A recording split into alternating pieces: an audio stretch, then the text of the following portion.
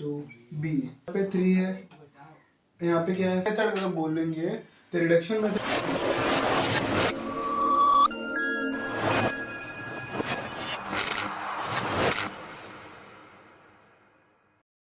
Matrix by reduction method.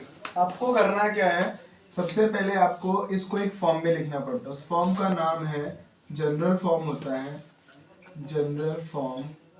वो form होता है ax is equal to B. आपको करना क्या है, जब भी रिडक्शन मेथड अगर बोलेंगे तो रिडक्शन मेथड का मतलब है कि सबसे पहले आप इसे ऐसे लिखें, यहाँ पे 2 है, y के आगे कुछ नहीं है तो 1, यहाँ पे 3 है, यहाँ पे क्या है 5, फिर यहाँ पे क्या करने का x, यहाँ पे y इज इक्वल टू, यहाँ पे आएगा 5, यहाँ पे आएगा -3। आपने सबसे पहले इसे एक फॉर्म में कन्वर्ट कर दिया। ये जो टर्म है इसे कहते हैं a, ये a का टर्म है। इस a के टर्म को आपको क्या करना है, आपको करना है रिडक्शन मेथड। रिडक्शन मेथड का मतलब होता है इन चारों में से किसी एक टर्म को जीरो करना। रिडक्शन मेथड का मतलब क्या है, इन चारों में से किसी एक टर्म को जीरो करना। तो लेट अज्यूम मैं इस 5 को जीरो करना चाहता हूँ, तो मुझे क्या करना पड़ेगा, मुझे R2 पर एक्शन लेना पड़ेगा, इसलिए R2। इसको जीरो करने का एक ही तरीका है कि R2 को अगर मैं 5 टाइम R1 से माइनस कर दूं तो ये 5 जीरो हो जाएगा।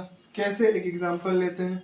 लेट अज्यूम जब मैं एक्शन ले रहा हूं 2 पर तो 1 के टर्म को एज इट इज लिख दो।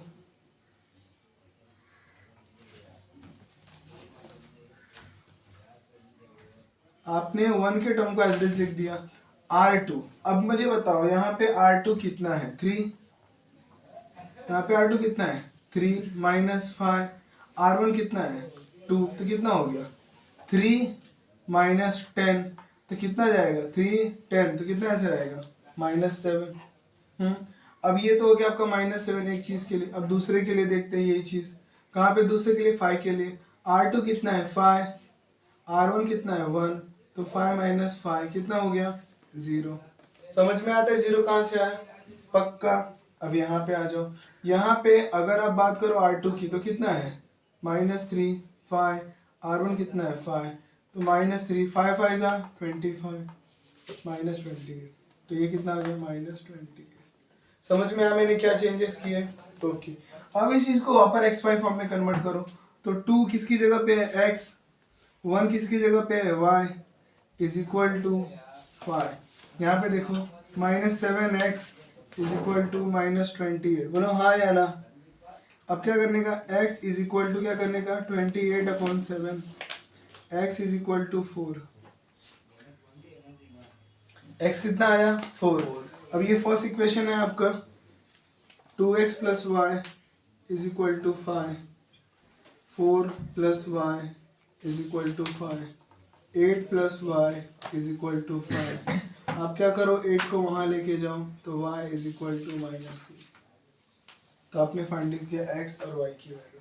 This method is called reduction method. आपको करना क्या है, फर्स्ट स्टेप, सबसे पहले आपके जो भी टर्म्स दिए हैं उसमें से एक टर्म को आप क्या करो जीरो, फिर इसे x5 फॉर्म में कन्वर्ट करो, आपको आंसर आ जाएगा। Thank you.